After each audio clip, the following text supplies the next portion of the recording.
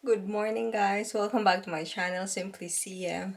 And kakagising ko lang guys, nagulat ako kasi may kumatok sa baba. And ito na pala yung package na in-order ko sa Asian store sa Copenhagen. Ang Copenhagen is like 1 hour drive from here. And nag-order ako guys and excited akong i-open ang aking Asian store box kasi ang laman nun is mga, of course, mga Filipino products. And wait. Pakita ko sa inyo guys kasi nakaka-happy siya. Nag-order ako ng 4 na Red Horse. Tapos may, ano pa ba yung mga in-order ko? Basta ang dami.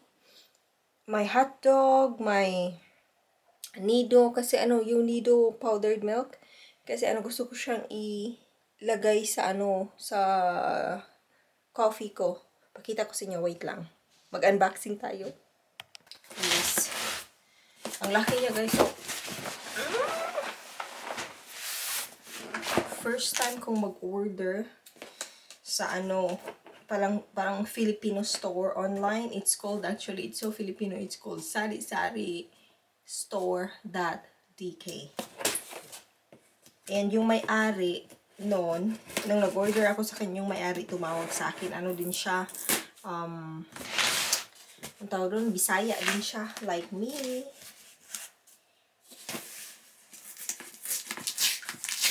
Nakaka-excited. Magluluto talaga ako ng guys. Magluto talaga ako ng hotdog. Yun yung magiging Yun yung magiging breakfast ko. And because it's 9 in the morning right now.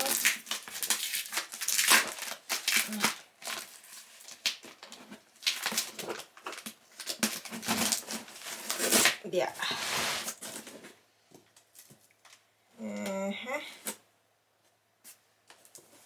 Paano ko ba ito i-open? Wait lang. Bakit ako sa gilid nag-start? Okay, I do it this way.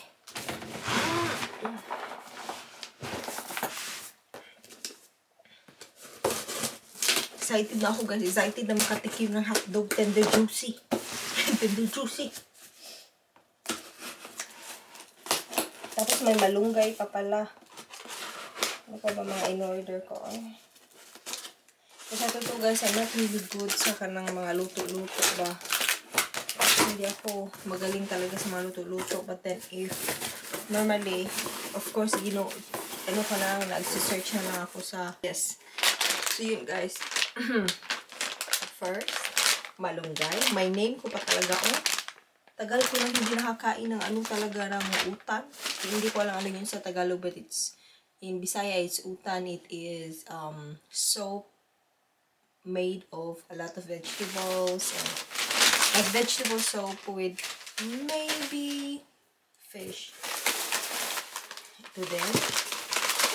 Ano ba ito? Dalawa pala yung in-order ko. I forgot. So, utan din siya. So, I actually got 2. Tapos, hindi ko naman siya magagamit in one setting, diba? So, i-frozen ko siya. Tapos, ito na. Nido. Gusto ko talaga yung nido, guys. Ang tagal ko na din hindi nakatikim nito. And I'm thinking na parang, masarap siya ilagay sa coffee. Actually, medyo mahal siya guys for a very small one. 76 ata yung bili ko. And then, ito na.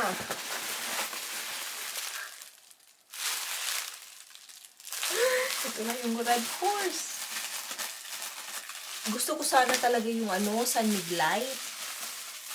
San Miglite sana talaga yung gusto ko pa ulit-ulit.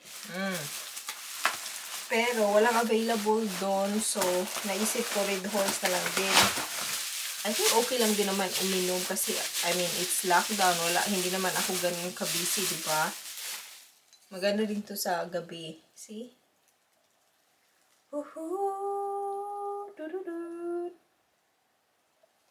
Yes. So, 4 ang binili ko, guys. Dalawa sa akin, dalawa kay Marce.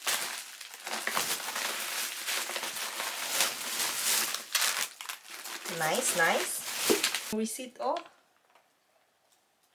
Bait. Ang bait ng may-ari ito, guys. Mabigat siya. Hindi siya may labas, eh.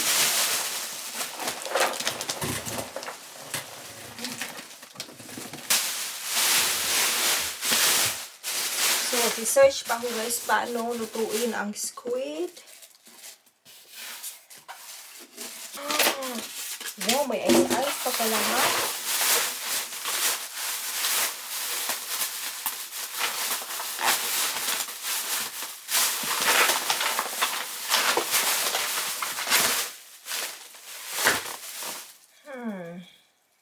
Hot dog.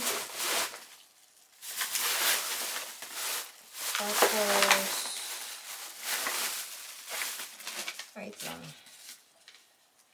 Milk fish. Dalawa lang palang items na in-order ko.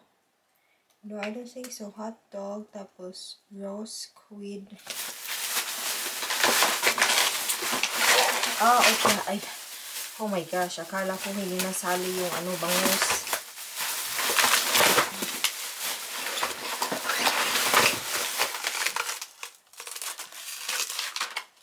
Ito na ang squid, guys. Frozen siya. See? Frozen. Oh, hindi now. Oh.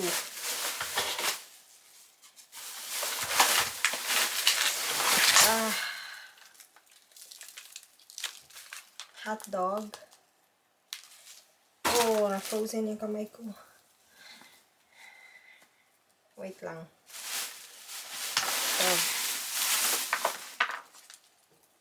Tapos ito. Yeah! Dali! I'm so happy. Ow! Nakapasok yung niya, yung ginawa niya.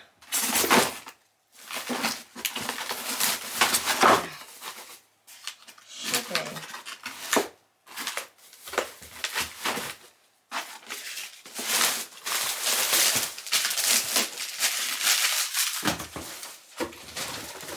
Yun, guys, I'm so happy. Kasi actually, ang bilis yung dumating. I just ordered it 2 days ago. And then she called me, she said she's gonna pack and deliver everything yesterday, and then ngayon dumating. It's so fast. Tapos ang bait niya.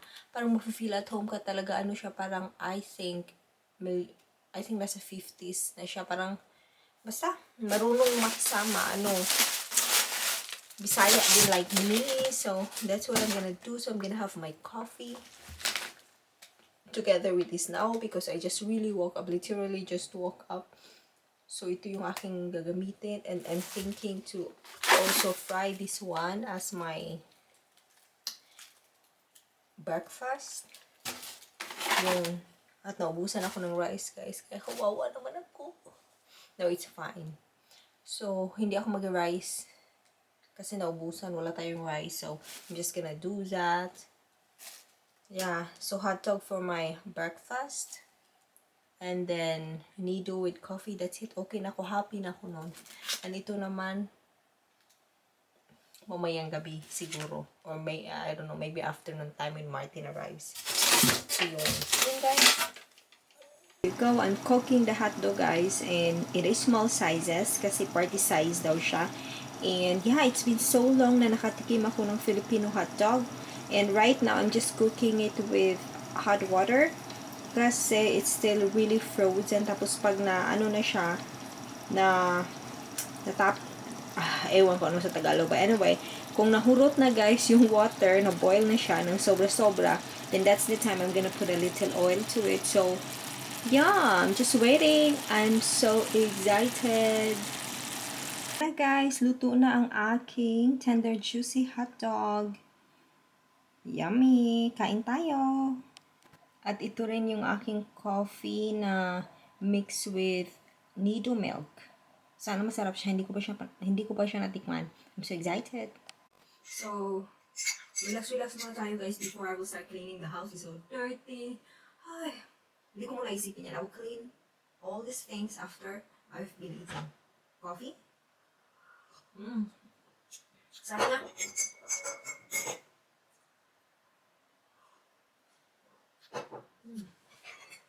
Tapos ito lang, kasi walang rice guys, kaya nakalimutan ko bumili.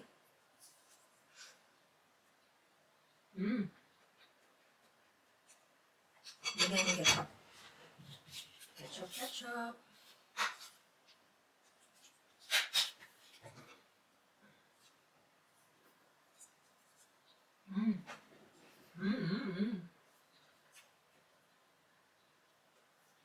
Really?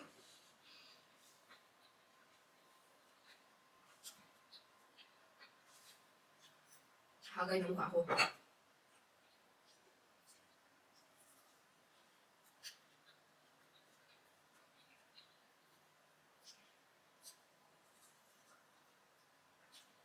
Ang sarap nito, promise. I mean, may mga hotdog naman dito sa Denmark, obviously, pero it's never taste the same nung mga natitikman natin sa ating bansa. So, but seriously, yung mga suggest nila dito, hindi talaga, iba talaga yung lasa compare sa lasa ng mga hotdogs and sausages dun sa atin sa Pinas. Mas masarap sana ito pag may rice, kaya lang walang rice, ha. Tapos ang layo pa ng ayaw kong lumabas kasi ang ginaw. Tapos maglalakad ng medyo malayo, pero nag-send ako ng message kay Martin na baka pwede niya akong bilhan ng rice on the way niya dito sa bahay. But I'm pretty sure uuwi siya mga siguro 6 in the evening, and right now it's still 10:50, 11 na. Okay lang. Ang aga niya, guys, ang aga niyang umalis kanina. Sobra. Nagpa-alarm siya ng mga, I think 7. I mean, maybe for you it's not maaga, but for me, because I have not been working since December, kasi nga lockdown, parang feeling ko yung 7 napaka-aga na siya pala gumising. But then, before nga, when I was working, may mga shift din ako na 6 in the morning, so I had to wake up 4 in the morning, pero it's just this lockdown here in Denmark is making it, difficult for me to wake up early in the morning kasi sa mind ko is like, I'm okay to sleep late. Kasi wala naman akong pupuntahan the next day. And natutulog ako sa gabi, mga 1, 2 in the morning, and I know it's not healthy. I have to change that.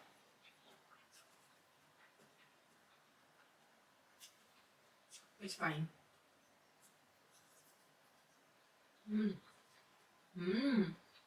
Juicy talaga.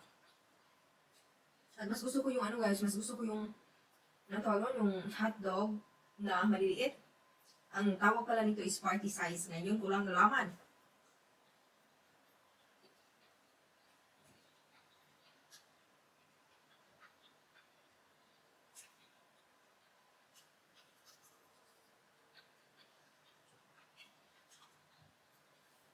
Ay, ang hagay ko eh.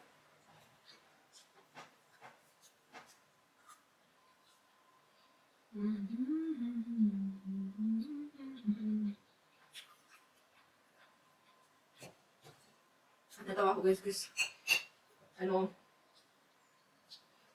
di ba pag may ma-receive ka na package dito sa Denmark, they will send you a text message, yung shipping company will send you a message saying like, oh, we've delivered your package exactly at this hour in your front door, blah, blah, blah. Nagising ako ng mga 9, tapos yung text message na yun is from 8:15 ng umaga, so I was like, oh my god, so the package is already down there, and yung mga food, naisip ko baka umuulan, ganyan, at saka mabasa. So yung phone ko, parang, ewan ko saan ko nilagay. After kasi na-excite ako masyado na, lumabas. Kinuha ko yung package ko, pagbalik ko.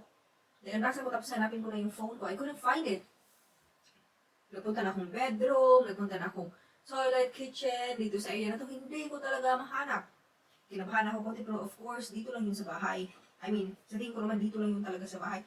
Tapos, sinend ko ng message si Martin sa Facebook. Sabi ko niya sa kanya, please call my phone because I can't find it. Tapos, hindi siya online guys, busy siya.